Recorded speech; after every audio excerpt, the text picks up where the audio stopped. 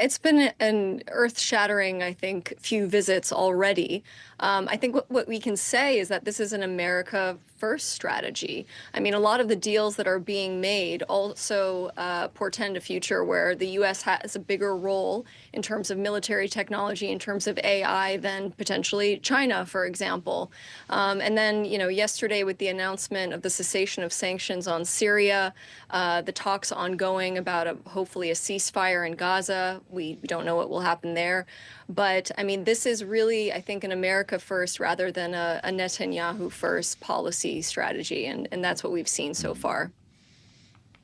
Well, and when we consider these American first policies, the attempt to attract more investment from these countries into the United States, America also has to give a little here as well. Anne-Marie was just talking about movement on ships, for example, for the UAE. To what extent is this for the countries that are hosting the president also a chance for them to extract concessions or things they want from him? Well, that's exactly what we've been seeing. We know that Saudi Arabia, for example, has wanted some kind of defense pact with the United States, has wanted help with a civilian nuclear program as well. But previous administrations had been tying that to the Abraham Accords. So Saudi Arabia essentially normalizing with Israel. And we're seeing that that's not necessarily on the table or doesn't have to be on the table anymore. And so this is very much a symbiotic relationship that there is going to be hundreds of billions of dollars in investment from the Gulf. And in return, I think the Gulf gets some foreign policy wins. And we saw that with the sanctions announcement yesterday. And hopefully we see some more movement on the Gaza front today or tomorrow. So what is Benjamin Netanyahu thinking right now after witnessing this meeting between President Trump and Syria's new leader, knowing that President Trump is not making a visit to Israel? What does this mean for their relationship? I mean, this is truly astounding, Joe. If you think about just a few months ago, this was a man, Ahmed al-Sharaa, with a $10 million bounty on his head as a former al-Qaeda affiliate. And, we didn't know what the optics would look like with this meeting, but they were very conciliatory, shaking hands, smiling. President Trump has said he's a great guy, strong past, things that I couldn't have possibly imagined just a few months ago. The other thing to consider is that President Trump continues to say that he is consulting with Erdogan, which I'm sure raises some alarm bells for Israel, which sees Turkey as an increasing threat with the fall of Assad, its neighbor to the north. So I'm sure there's a lot of concerns coming from the Netanyahu administration, but I still think that this is probably for the best for Israel over the long term. I think less war, less tensions in the region, it represents a more peaceful future for the country and for Israelis as well. I do want to note for our audience here on Bloomberg TV and radio and those joining us on YouTube as well, that we are seeing President Trump's motorcade rolling up to Lusail Palace in Doha for the Qatari state dinner.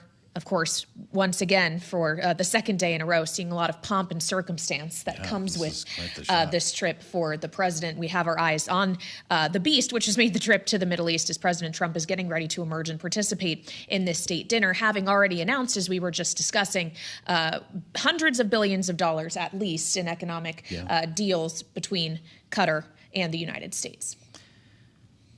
That's for sure, Kaylee, as we have this live view of the president, I guess, about to emerge from the beast, as you mentioned. He's on his way to a state dinner that will conclude this day of travel in Qatar. And Natasha, I wonder what you expect to come from this dinner, if this is more deal-making or a chance for the president to put the negotiating down for a moment. I mean, I think this might be putting the negotiating down for a moment, but perhaps longer indirect talks. We know that Sheikh Tamim, the Emir of Qatar, was supposed to have a 30-minute meeting with President Trump. It went on for 2 hours. We don't know why. We do know that the Israeli negotiators have been somewhat intransigent on Witkoff's plan for Gaza and hostage releases. So there could be some tensions there that need to be worked out. So it remains to be seen if President Trump is going to apply pressure to Israel or others to move something forward. But certainly, I think this pomp and circumstance does help, I think, to grease the wheels of those negotiations for sure.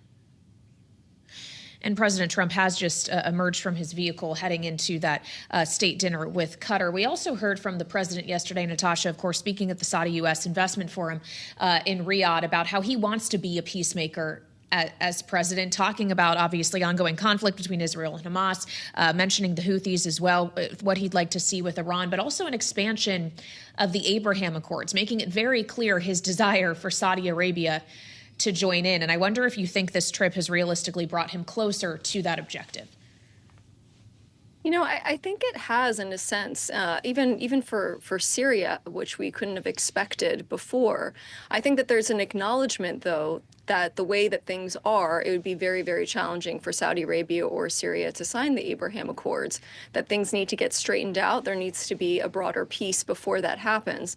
But of course, he did mention that several times during his speech. But I think what he really was trying to emphasize was that this needs to be a region for the region. And really showing that the Gulf players can be shapers of the region themselves, and not just the United States and not just Israel. And so I think that that is a really pronounced rebalancing in the region that we don't know what to expect entirely. But I mean, I think this is a considerable shift. You think Donald Trump gets to Turkey this week? I mean, one can hope, I think, for peace for Ukraine as well.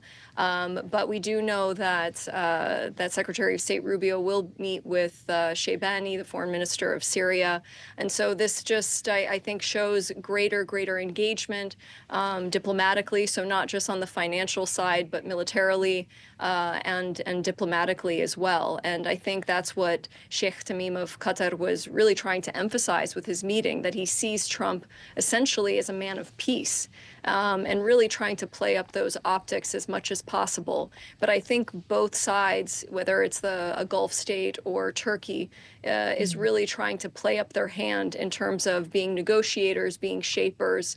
And I think Trump is giving them those wins. Like I said, I think on every occasion that he has been asked, he has said that he really looks to President Erdogan of Turkey for consultation. So that is a significant move in and of itself.